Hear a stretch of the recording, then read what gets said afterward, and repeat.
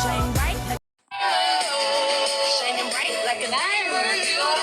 Like diamonds in the sky.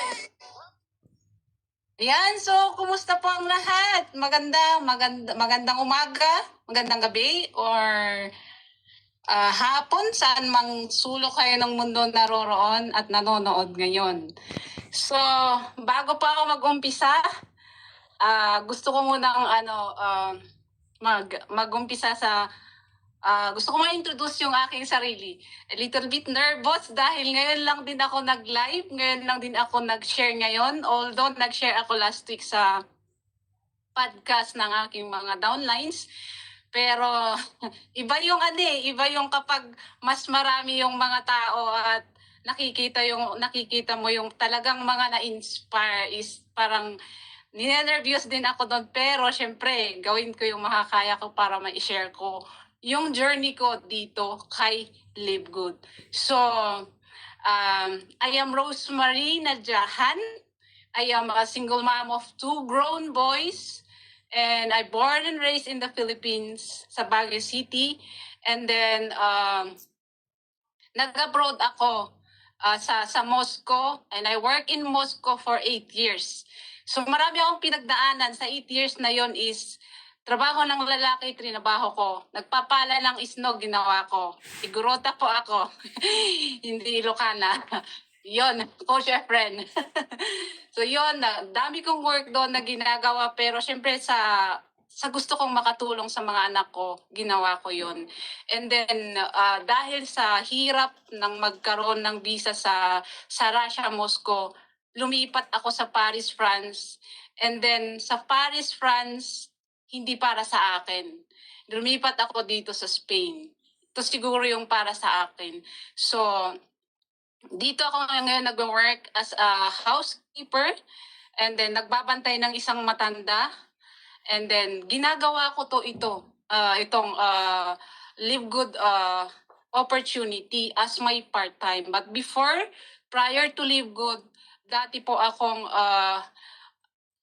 ko ginagawa attraction marketing. So bago ko pinasok itong low ticket, galing po ako sa high ticket na business.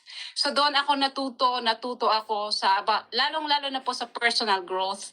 Pero hindi kinaya ng bulsa ko dahil nga sa napakamahal na overheads ng mga products, and syempre kailangan kong maghanap ng iba. And good thing, nakita ko itong si Live Good through my mentor na taga Canada. And I'm very grateful sa kanya dahil dito nakita ko talaga kung gaano kaganda si Live Good. So, I am gold rank na po dito kay Live Good. In 1 month and 17 days, nakuha ko yung gold rank. And then hanggang ngayon tinatrabaho ko pa rin siya.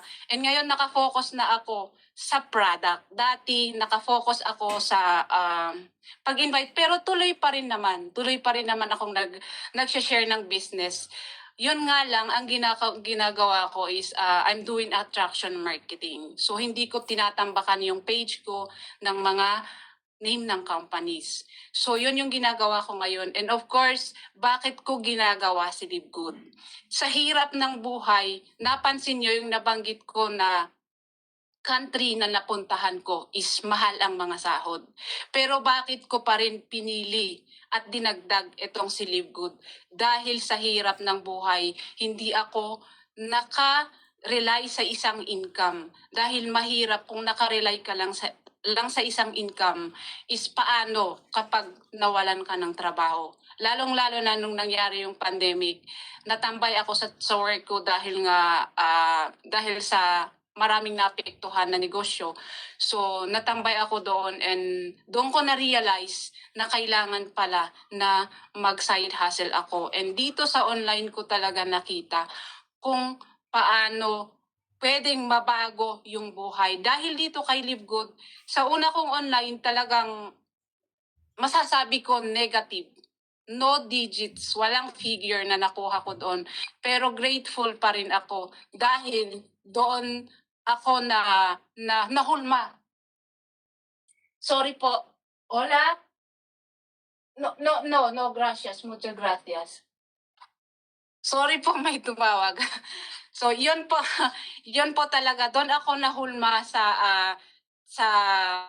pagkakaroon ng business online. Kasi kahit man hindi ako nakatapos, I am a college dropout, so pinili ko pa rin talaga na i-pursue na magkaroon ng business online. Gusto kong makasama yung pamilya ko. Bilang isang ina, ito na naman ako. Kasi pag nabanggit kasi pag pamilya sa mga anak ko is hindi ko maiwasan maluha. Pero kakayanin ko. Um, Isa akong ina at the young age of 16. Iniiwan ko yung mga anak ko dahil sa hirap ng buhay. Nakipagsapalaran ako na wala akong kakilala sa abroad. Pero ginawa ko pa rin dahil nga sa gusto kong makatapos sila. And thank God dahil sa pagiging OFW ko, natapos silang dalawa. And ngayon, talagang nagpapasalamat ako dahil din dito kay Live Good dahil ah, mas lalo akong nahuhulma sa previous online ko na doon ako natuto at dito tuloy-tuloy pa rin yung learnings ko dito kay Live Good. At lalong-lalo na sa mga products kasi I am into fitness, so kailangan kong maging isang modelo hindi lang sa sarili ko kundi sa mga pamilya ko at sa mga tao na gusto kong tulungan dahil alam naman natin ngayon na napaka-importante ang kalusugan natin na kailangan natin unahin bago ang lahat. Kasi kung hindi tayo malusog, useless po ang lahat. So kung ikaw po ay sorry po, parang ang gulo-gulo ng mga sinabi ko, hindi na magkasunod-sunod. So, kung ikaw po ay isang ina, isang kahit sino, kung gusto mong magkaroon ng hanap or digital business, side hustle na hindi mo kailangan ang physical, na masasabi ko po sa inyo, napakaganda talaga ni Live Good. Dahil kay Live Good, dito po ako nagkakaroon talaga ng biruin mo nung umuwi ako sa Pilipinas, nakatulong po yung income ko dito kay Live Good sa pagbili ko ng plane ticket ko nung umuwi ako sa Pilipinas last year. So yun po yung pinagpapasalamat ko dito kay Live Good. And syempre of course din dito sa community natin. And malaking pasalamat ko din kay Coach Fernan. He is the reason bakit ko nakita si Live Good. Dahil sa kanya, marami din akong mga natulungan dahil dito kay Live Good.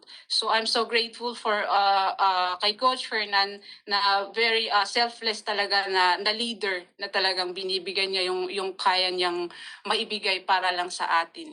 So kung ikaw gusto mong maghanap or magkaumpisa, i-try mo lang itong si Live Good. Well, hindi ko masasabing madali, pero kung ikaw is gusto mo talagang mabago yung buhay, mag-effort ka lang. Lagyan mo lang kasi dito kay Live Good nakita ko is 90% na is done for you. 10% na lang yung gagawin mo sa sarili mo.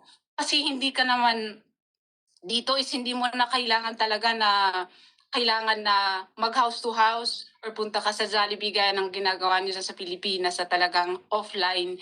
Dito is why not i-leverage natin yung social media? Kasi mas madali eh. Hindi mo na kailangan gumastos, hindi mo na kailangan talaga na mag-travel pa para mag-share ng opportunity. So it's very flexible, doable, at hindi mo kailangan dito ng ilang oras. Basta lang talaga kung willing ka, lagyan mo lang ng kahit 1 to 2 hours gaya ng ginagawa ko araw-araw, makuha mo din yung gusto mo. Gaya po ng ginawa namin dito, gaya ng mga ibang leaders dito, kung sila nakaya nila, alam ko kakayanin mo rin to.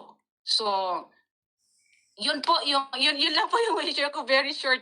Hindi ko masyadong yung gusto kong masabi, pero as a mom, as a breadwinner, and yung trabaho ko ngayon is my bread and butter, kailangan mong dagdagan. Huwag kang mag-rely lang sa iisang income. So, salamat po Coach Maki sa pag-invite dito sa akin sa pag-share ng short lang na sa story ko at sana po nagbigay po ako ng value sa inyo. Maraming salamat po and God bless us all.